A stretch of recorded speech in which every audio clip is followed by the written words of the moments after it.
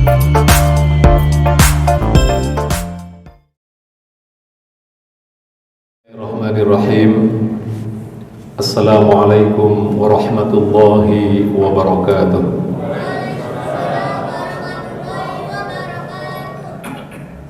Alhamdulillahilladzi 'allama bil qalam, 'allamal insana ma lam ya'lam. Asyhadu an la ilaha illallah wa asyhadu anna Muhammad khairal anam wa ala alihi wa ashabihi wa man da'a bidawatihi ila akhiril ayyam. Amma ba'du. Faqad qala Allah Ta'ala fi kitabihil karim, a'udzu billahi minasyaitonir rajim, bismillahirrahmanirrahim.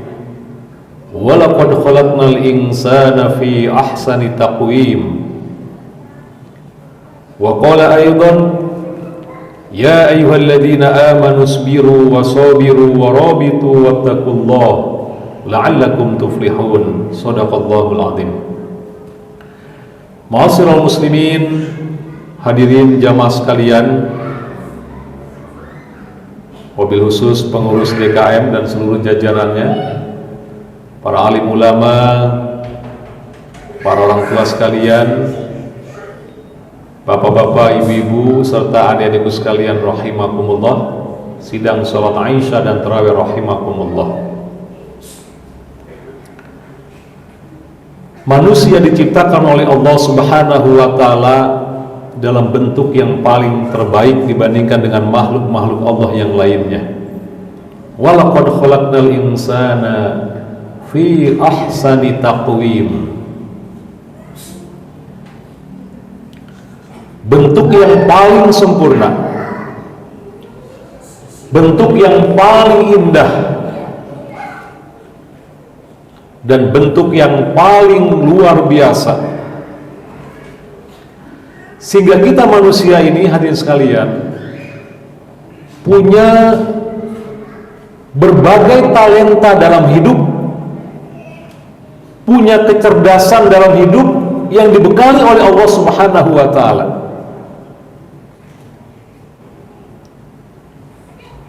Kalau dulu kita mengenal ada istilah kecerdasan intelektual, kita sekolah, dikasih rapot, diberi nilai. Yang nilainya tinggi, juara berdasarkan intelektualnya, kecerdasan intelektualnya saja. Namun sejarah berjalan, ternyata ahli pendidikan menemukan berbagai kecerdasan dalam diri kita sebagai manusia, hadirin sekalian. Ditemukanlah selanjutnya ada kecerdasan emosional. Ternyata seorang anak tidak hanya diukur dari kecerdasan intelektual, tapi emosional juga harus diukur. Anak ini biasanya punya empati yang sangat dalam, punya rasa kasih yang sangat tinggi, ingin menolong, ingin membantu, walaupun mungkin intelektualnya tidak terlalu tinggi. Berikutnya ditemukan lagi kecerdasan spiritual. Ternyata walaupun seorang anak tidak memiliki kecerdasan intelektual, empatinya masih rendah, tapi spiritnya tinggi dalam rangka membangun hubungannya kepada Allah Subhanahu wa Ta'ala. Dan ditemukan lagi berbagai macam kecerdasan-kecerdasan. Di antaranya ada kecerdasan bilingual. Ternyata juga ada di antara manusia yang punya kecerdasan dalam berbahasa. Ada lagi kecerdasan dalam bergerak, berolahraga, dan seterusnya dan seterusnya. Tema kultum kita pada malam hari ini, hadirin sekalian, bagaimana Ramadan ini disiapkan oleh Allah Subhanahu wa Ta'ala menjadi sekolah yang di dalamnya dipersiapkan kurikulum yang begitu lengkap dalam rangka mengasah kecerdasan spiritual kita sebagai hamba Allah Subhanahu wa Ta'ala. Dan ini kita rasakan betul. Ternyata puasa yang hari ini kita rasakan Kadang-kadang haus dan lapar, terkadang kita lemah, lesu dan letih. Tetapi kita punya semangat ibadah yang luar biasa, melebihi daripada semangat di luar bulan suci Ramadan. Di situ maknanya meningkatnya kecerdasan spiritual kita kepada Allah Subhanahu wa taala. Dan ternyata ini dibuktikan pada masa Rasulullah SAW. Nabi dan para sahabatnya betul-betul menjadikan Ramadan ini sebagai ajang untuk mengasah, sebagai ajang untuk meningkatkan kecerdasan spiritualnya dan meningkatkan tingkat level ibadahnya kepada Allah Subhanahu wa ta'ala. Dan kita juga harus seperti itu. Ini tidak terasa sudah di malam yang ke-16, betul ya? Frekuensi di malam ke-16 dan seterusnya ini harus lebih tinggi, hadirin sekalian. Jangan kita setar di awal semangat, di tengah-tengah kemudian kurang semangat kita, di ujung kemudian kita sudah kecapean. Ini tidak sesuai yang diajarkan Rasulullah SAW. Justru frekuensinya adalah semakin kemari, semakin hari, semakin akhir, Rasulullah SAW mencontohkan semakin semangatnya dalam melaksanakan ibadah dan rangka meningkatkan kecerdasan spiritualnya kepada Allah Subhanahu wa ta'ala. Karena Rasulullah SAW idza dakhala al-asrul awakhir, apabila akan masuk 10 hari terakhir, yang pertama beliau lakukan adalah ihya al-lail, menghidupkan malam, mengurangi tidur. Wa syadda mi'zarahu, mengencangkan ikat pinggangnya. Ini membuktikan bahwa semakin kemari, semakin akhir, justru Rasulullah semakin meningkatkan kualitas ibadahnya kepada Allah, karena di sana diyakini betul ada satu malam yang penuh dengan istimewa, yaitu malam Lailatul Qadar. Oleh karena itu, hadirin sekalian, jangan kita menurun frekuensinya semakin hari ke depan ini. Justru kita sedang memburu Lailatul Qadar, malam yang kata Allah Subhanahu wa ta'ala khairum min alfi syahrin, lebih baik daripada 1000 bulan. Kecerdasan spiritual ini, hadirin sekalian, juga terjadi dan dilakukan oleh Nabi dan dibuktikan dalam sejarah. Banyak sekali peristiwa-peristiwa besar terjadi pada bulan suci Ramadan. Suasana yang harusnya kita berletih, payah, haus dan lapar, tapi justru di situ dihadirkan kesempatan jihad oleh Allah dalam rangka mengerahkan seluruh potensinya. Sebagai contoh misalnya dalam tahun kedua Hijriah, 16 bulan ketika Rasulullah hijrah dari Mekah ke Madinah, Rasulullah diperintahkan oleh Allah untuk mulai peperangan. Dan ini perang yang pertama yang disebut sebagai Badar Al-Kubra. Apa yang terjadi, hadirin sekalian? Yang terjadi sesungguhnya kaum muslimin masih sangat lemah saat itu. Walaqad nasarakumullahu bi Badrin wa antum azillah. Dalam surat Ali Imran ayat 123. Dalam peperangan Badar, wa antum azillah, kamu itu masih lemah. Jumlahnya baru 313 orang. Sementara kafir Quraisy pada saat itu sudah 1000 orang.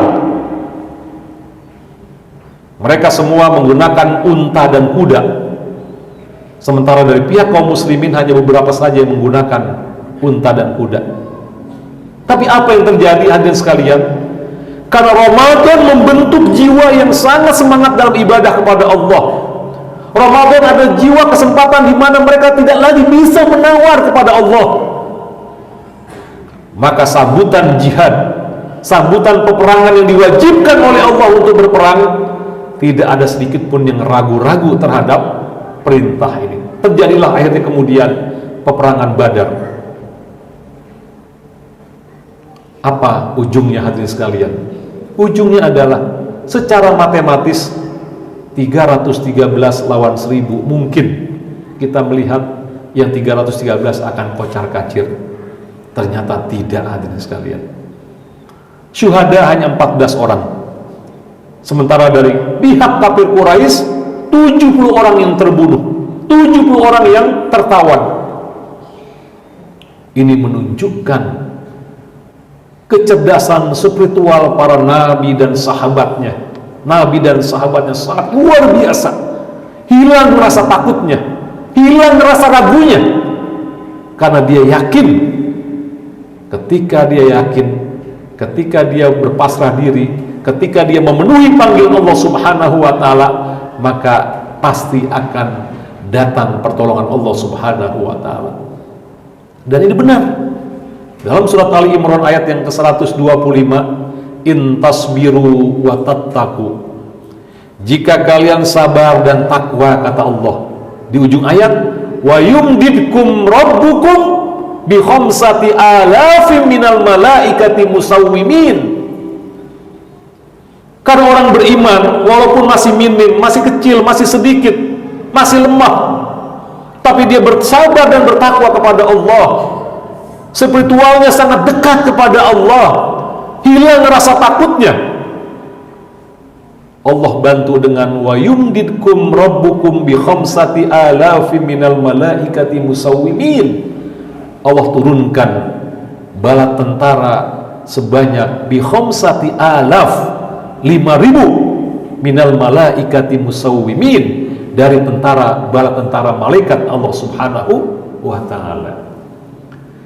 Spirit dan semangat inilah yang harus tumbuh dalam bulan suci Ramadan, hadirin sekalian. Ketika kita bersama Allah, ketika kita bersabar dalam ibadah kepada Allah seperti malam hari ini, kita meningkatkan spiritual kita, ketakwaan kita kepada Allah, insya Allah semuanya dicukupi oleh Allah Subhanahu wa Ta'ala. Yakin itu. 6 tahun kemudian, dalam sejarah mencatat terjadi Fathu Mekah, terjadi pada tahun 8 Hijriah, 6 tahun kemudian setelah Perang Badar. Terjadi Fathu Mekah yang diabadikan oleh Allah dalam surat Al-Fath. Inna fatahna laka fatham mubina. Sesungguhnya Allah memberikan kemenangan dengan kemenangan yang besar sekali. Kenapa dikatakan fatham mubina? Karena pada saat itu kafir Quraisy berbondong-bondong masuk dalam ajaran Islam bersama dengan Rasulullah Sallallahu Alaihi Wasallam, termasuk Abu Sufyan, dedengkot jahiliyah pada saat itu, musuh Allah, musuh Rasulullah yang paling benci kepada Nabi Muhammad Sallallahu Alaihi Wasallam, masuk Islam pada masa Fathu Mekah. Idza jaa nasrullahi wal fath wa ra'aitan nasa yadkhuluna fi dinillahi afwaja, afwaja, berbondong-bondong. Ketika datang pertolongan Allah, pasukan muslimin komitmen dengan nilai-nilai Allah, nggak maksiat, maka insya Allah di saat itulah datang pertolongan oleh Allah Subhanahu wa Ta'ala. Terjadi pada tahun 8 Hijriah dan juga di bulan suci Ramadan. Perang Badar pada bulan Ramadan, Fathu Mekah pada bulan Ramadan.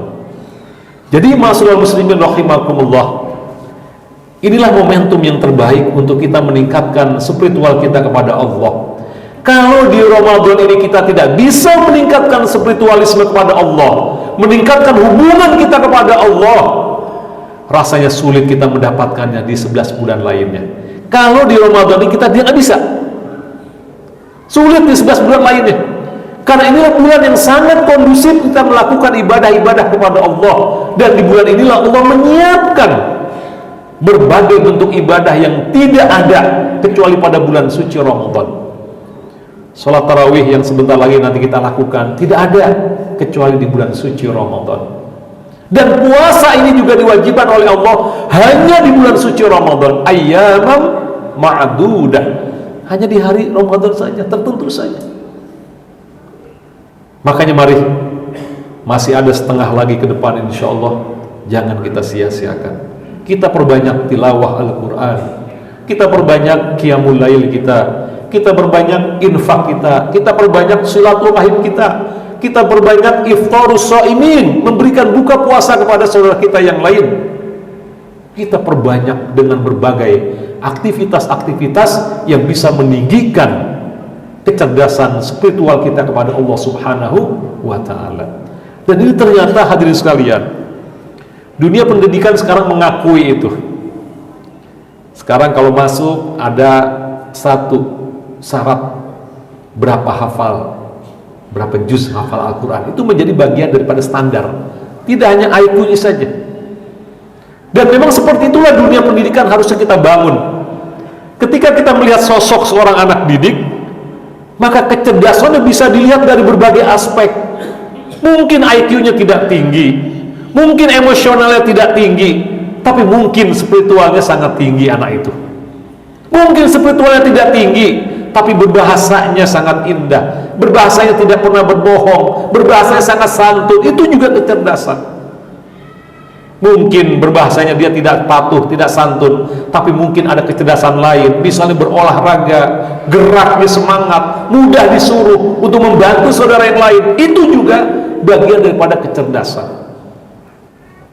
Nah, Ramadan ini khusus disiapkan oleh Allah dengan berbagai kurikulumnya dalam rangka untuk meningkatkan kecerdasan spiritual kita, yang nanti ujungnya adalah la'allakum tattaqun, agar kalian menjadi hamba Allah yang bertakwa kepada Allah Subhanahu wa ta'ala. Oleh karena itu hadirin sekalian, mudah-mudahan Ramadan 1444 Hijriah ini betul-betul kita jadikan lebih baik dibandingkan dengan Ramadan kemarin. Masih ada hari-hari yang akan kita lalui, dan nikmat ini luar biasa. Tidak semua mendapatkan nikmat Ramadan yang kita rasakan seperti hari ini. Banyak sekali kemarin, belum lama, hari ini dan kemarin, sebagian saudara kita sudah Allah panggil, dan itu pasti juga akan terjadi dalam diri kita. Oleh karena itu, tidak ada lagi kesempatan untuk menunggu. Mari kita perbanyak ibadah ini dengan sebaik-baiknya. Mudah-mudahan Allah Subhanahu wa ta'ala mencatat kita sebagai hamba-hambanya yang muttaqin, dan di saat kita dipanggil oleh Allah Subhanahu wa ta'ala, mudah-mudahan dalam kondisi husnul khotimah. Amin ya rabbal alamin.